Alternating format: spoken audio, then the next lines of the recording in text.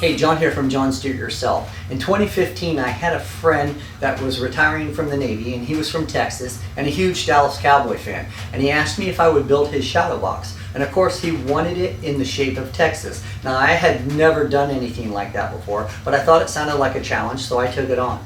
Now, back then, you could actually buy merbau, a beautiful wood that I wish I could work with today, but I can no longer. But this is the box I came up with. And I think it was spectacular for my first try at some shape of a shadow box. So 8 years later now, I've been asked, remember I don't do this for a living, I do it for fun, but when I do something I usually try not to recreate it or do it again. But I thought, you know what, after 8 years of practice I think I can improve on this one. So I thought this one would be a little more shapely, a little more thin, and we'll see how we can pull it off. So 8 years later, let's see how much my skill has improved. Remember, I'm still doing this out of a garage. I have to take the car out of the garage in order to start my day. So we're going to try to pull off this Texas shadow box again, and I'm going to use the exact same style. I'm going to put up a template. We're going to trace it out onto the wood, and we're going to glue it, and then we're going to cut it on the bandsaw and see how much better I have improved after 8 years of practice. So let's get cutting. Unlike my first box, which I taped 6 pieces of paper together and drew out the state of Texas by hand, this time I used the raster program that takes any picture and enlarges it for you. I put a link in the description of this video.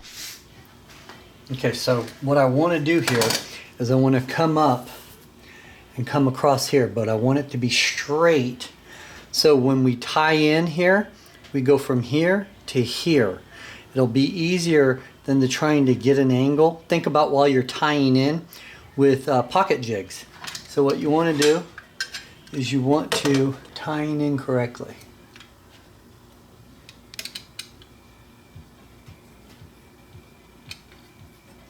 We're going to do the same thing over here. So think about where you're tying in from. So I'd rather tie in this way on the long run. So we want to take this portion and cut him off short right here.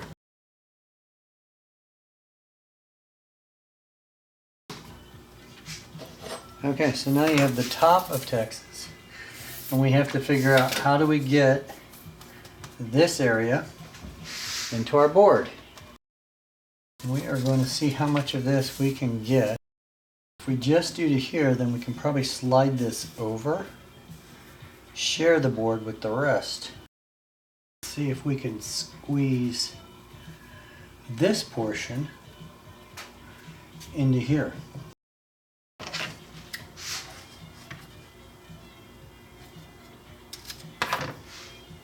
if we do that, 3 pieces.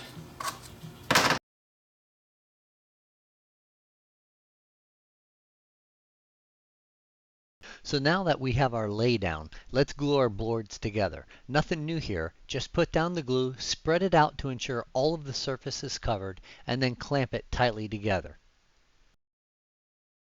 Just like with the first box, we are going to stack 2 pieces together and use them to set the fence on your table saw. If cut right, they will be the exact height as the pieces you stack together. These pieces will be used for the top of Texas straightaways. Okay, this part is pretty easy. You are cutting no angles, just straight edges. So take them one at a time and cut them to fit exactly on your template. So now that we have all the straightaways cut, I draw little arrows in the direction I want the pocket holes to go. If you're a subscriber, then you know I definitely could blow this step without any marks. And yes, I have been known to drill too many, wrong side, 2 going towards each other, and so on and so on. So a little pencil mark can save me a lot of time and frustration where I don't have to recut these pieces. Okay, with all your pocket holes drilled, let's connect the pieces. And if I didn't mention this, we are making these pockets on the top side. The last box we put them on the bottom, and then we had to plug them. This will allow the faceplate to cover. I lay down a square to ensure my pieces are at 90 degrees, then I clamp them in place to hold them tight, and I add a little glue and screw them into place. And now that we are all done with the easy part, we can just check it against the template to see how we did. So I taped down all the templates to my board.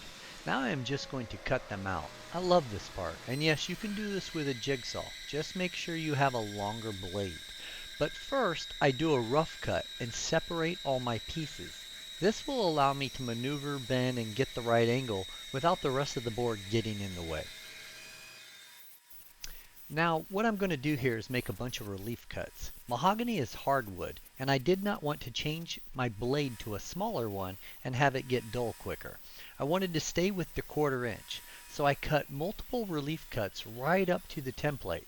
Then I can maneuver the blade a bit easier, and there will be less stress or torque when I make my turns inward on the bends.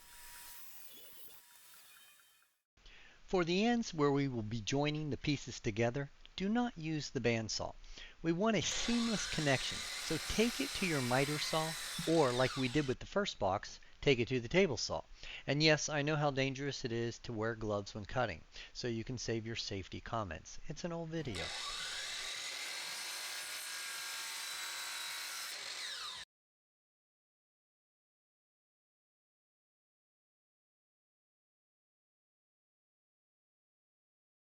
Now that we have all our pieces cut out, we can go back and drill our pocket holes. Place a little glue on each end and then begin joining them together along with the top piece that we have already completed.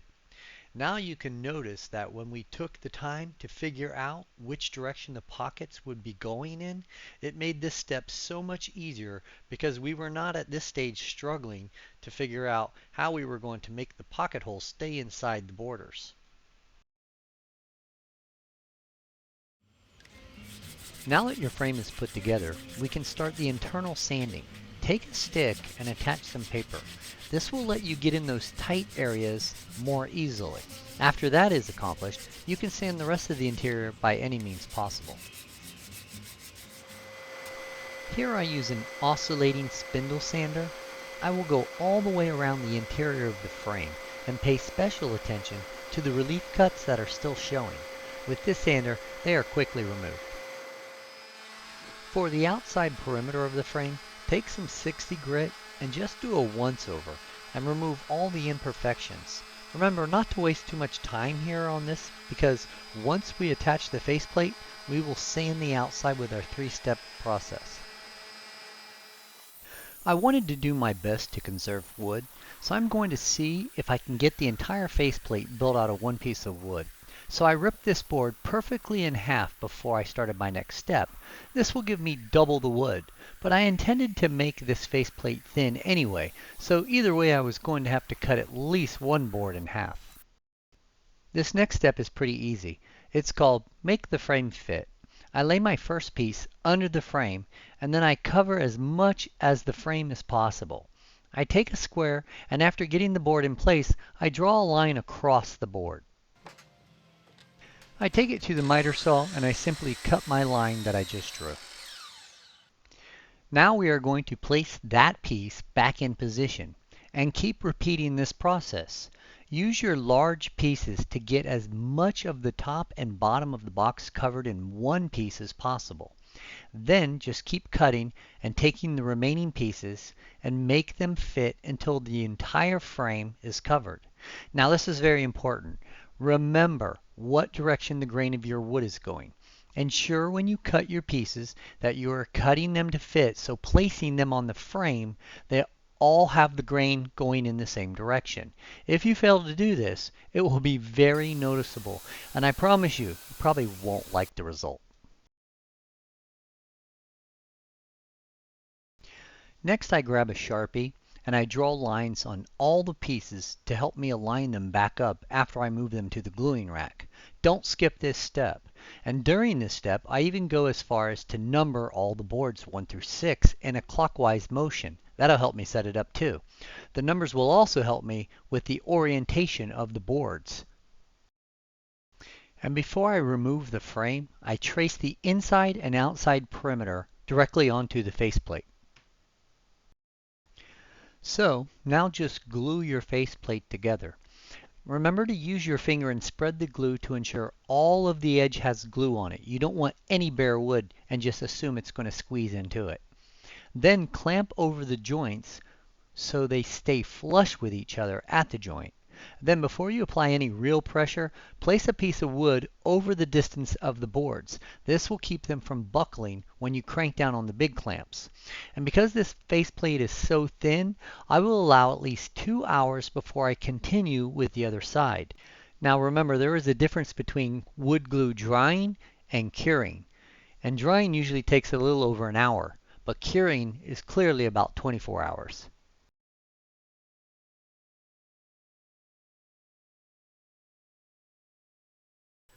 Now grab your drill and get a bit that is as wide or wider than your jigsaw blade, and drill holes in all the corners to help you pivot while cutting. It does not hurt to have too many. Actually, it makes cutting out the interior a bit easier the more you have. Next, we are going to cut out the interior of the faceplate. Just the interior. Simply travel from hole to hole. This should be cake. After we are done cutting the interior, we are going to sand the top and bottom of the faceplate. Start with 100 grit on both sides. Make sure that you have all glue removed and the joints are smooth to the touch. After the 100, you will not sand anymore to the bottom of the faceplate. Then continue on just the top side of the faceplate with 180, and then we will finish with 220. If you don't have a detail sander for this next step, you will have to sand this part by hand. What we are doing is rounding the inside top of the faceplate. Do not sand the bottom of the lip. Leave that sharp. Just the top. Round it enough to make it look nice and even. Okay, this part has not changed a bit. I'm still a cheapskate. I buy 2 pieces of foam board from Everything's a Dollar, and then I just take some wood glue and glue them together. Elmer's glue works here just as well. Take your foam board and lay your foam on top of it. Trace out the interior of the frame. Now in previous boxes, I have gotten carried away and I started cutting wood, and I took the frame to the router and made the rabbets for my glass and back plate before I did this step. This time I will do the correct step first and trace out the perimeter first. If you route this first, the frame will not lay flat and it will be difficult to get a perfect trace on the inside. I take a Sharpie and trace out my lines so they will be easier to see when I cut this out. Okay, I know you've all seen me wear my glasses and you all know this step is because I'm blind. Okay, it's true. But while you're at it, go ahead and connect the 2 corners of your straightaway pieces so you can have a solid space defined for your ensign. Then I use a straight edge and just cut out the easy straightaway pieces first. Now for the zigzags. I'm going to use a bandsaw here. You can continue to use your straight edge, but just make sure you change the blade and it's sharp. Also, a jigsaw will work here. Heck, a coping saw will work here just as well. But if I had my choice of tools to cut this with, I probably would use a scroll saw.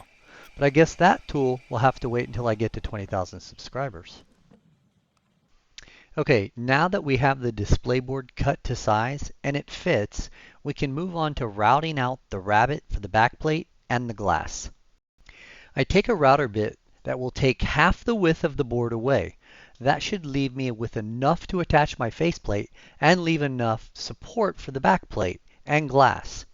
So first, using a piece of hardboard that is the same width as my backplate, I raise the bit to about half that height, because I don't want chipping, splitting, or long splinters. So I will just make 2 passes. My second pass will be slightly higher than my measuring piece.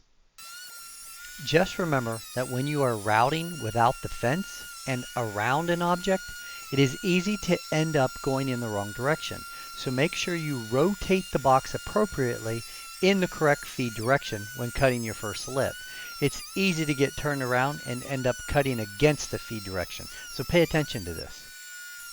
We will do the same steps for the glass groove, but remember, before this step you need to remove your pocket screws. Fireworks are fun and pretty, but they dull the heck out of your blade, so make sure you pull out all your pocket screws. After that, I give a little bit more depth to my corners. I take out my plunge router. You can use a chisel here, but it will just take a little more time.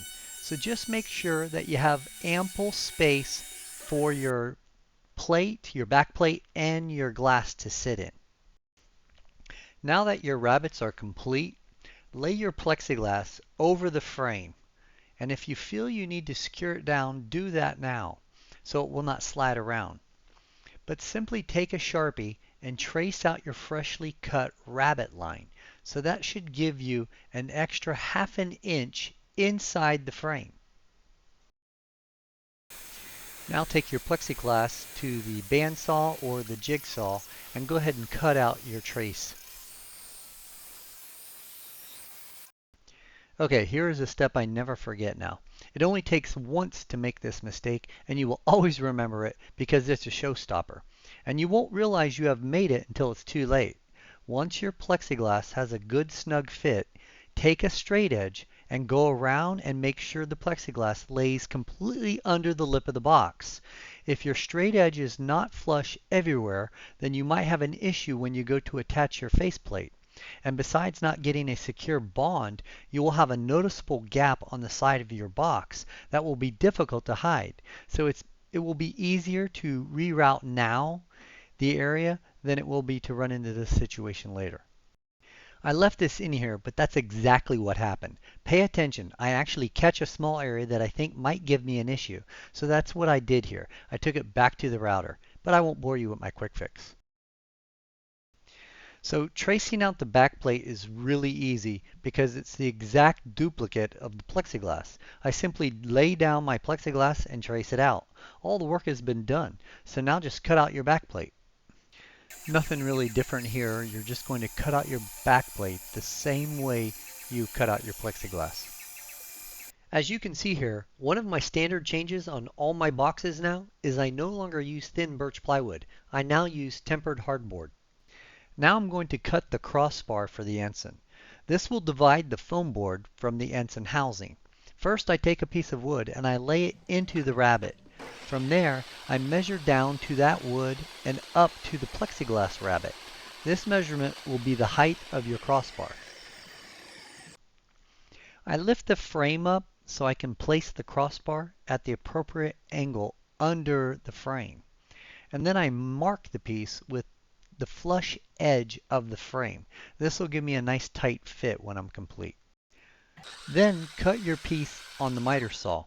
It is not important that these cuts be some perfect angle. It is only important that the crossbar goes from corner to corner in the box. I'm not even sure what the angle of this cut was.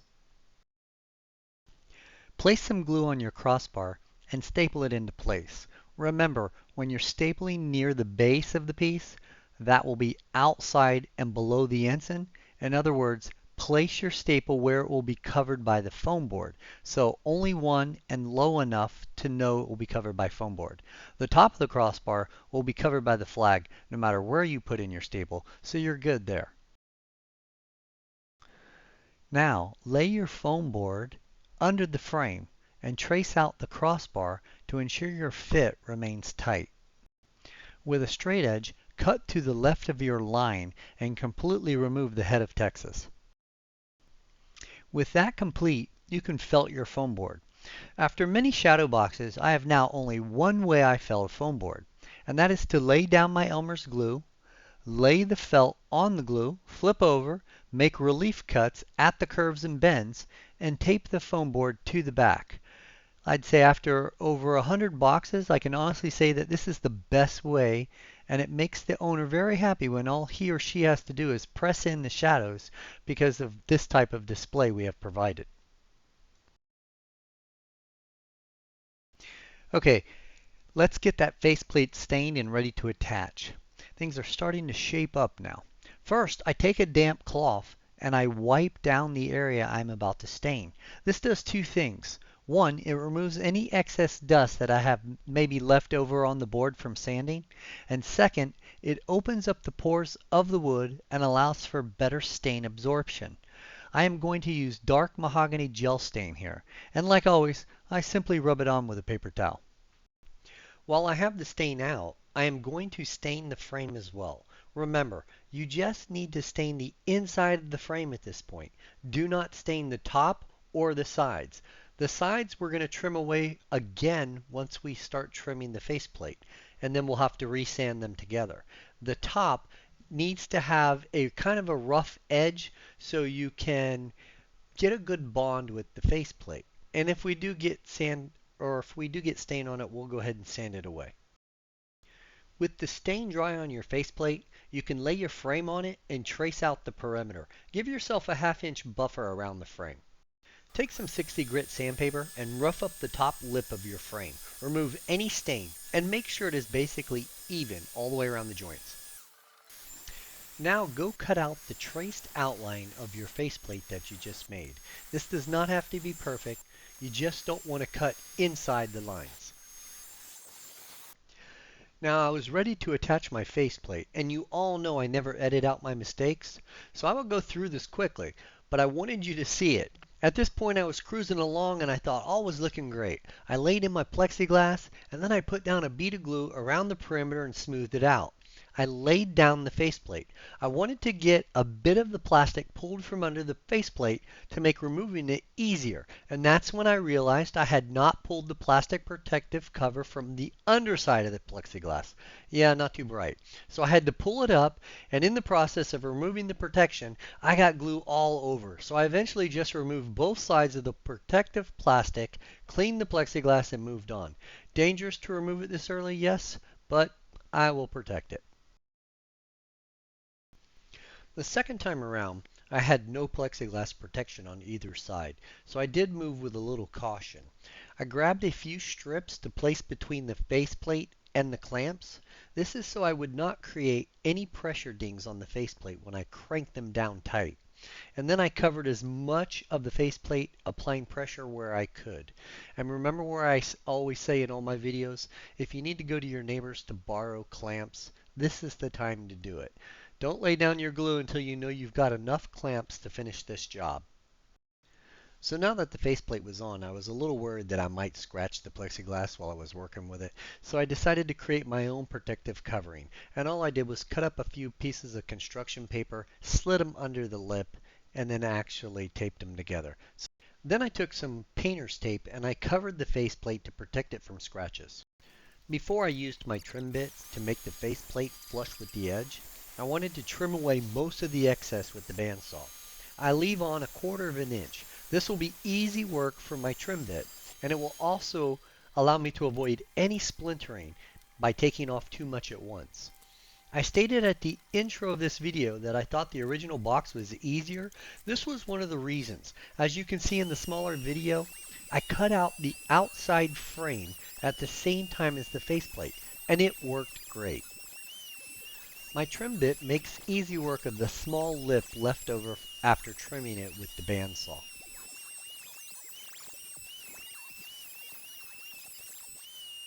Now that the faceplate is trimmed and even with the perimeter of the box, you can sand the outside of the box. Now with the perimeter of the box sanded, and remember we did use the 3-step sanding process here, starting with 100, then 180, and then finishing with 220. We can begin to stain. And I just stain it with a paper towel like I did the rest of the box. We just wipe it all the way around the outside of the perimeter. Although it's not a very sunny day, we're going to leave this one outside for a little bit to dry. After the box is dried, I come back and remove my paper from the plexiglass. I am then going to cut a small piece that will go behind the flag to hold it taut behind the glass. I simply use a piece of leftover plexiglass and just cut it to fit. With the small piece cut, you can lay it down over the stars and align them perfectly. That is one of the benefits of using plexiglass. You can see through it when you're aligning the stars. You can use anything here, but scrap plexiglass really does have its benefits. Once your piece is in place, you can just continue to fold the flag up in the shape that you just cut. Keep folding, and if you need a tape to hold it in place, go right ahead. Nothing will show through that blue field once you have it in place. Here is a little hack that I use. Once my flag is folded, I place it back in its bag and then place a small piece of wood over it and clamp it down tight to my workbench. This will squeeze the flag and make it easier to conform to the box. I actually left this one clamped together for a few hours. After that, you can simply place it in the box. And what I do is I tape up the flag from behind so it doesn't fall out while the back plate is not in position. Okay, if you're wondering what that little piece of tape is for, well, the back plate was so tight, I placed that tape there so it would be easy to pull the back plate out when the owner was ready to apply his shadows. From there, just make sure your lint is clean, your plexiglass on both sides is clean, and you can go ahead and close up your box. Now we're going to flip it over and work on the back side. I use a square to make sure my hanging brackets are level. I also ensure that the screws are mounted into the frame of the box for support. Once my brackets are in place, I drill my pilot holes for my back plate. Make sure that you are close to the edge when making your pilot holes and that all screws are in the lip of the box. And then I hand screw in my back plate. This allows me to control the torque on the screws so I don't mess up anything on this last step. And that's it. This box is ready for its shadows. So I was wondering, what do you think would be a cool state box to make? Let me hear your answers in the comments. As always, thanks for watching, and don't forget to hit that subscribe button.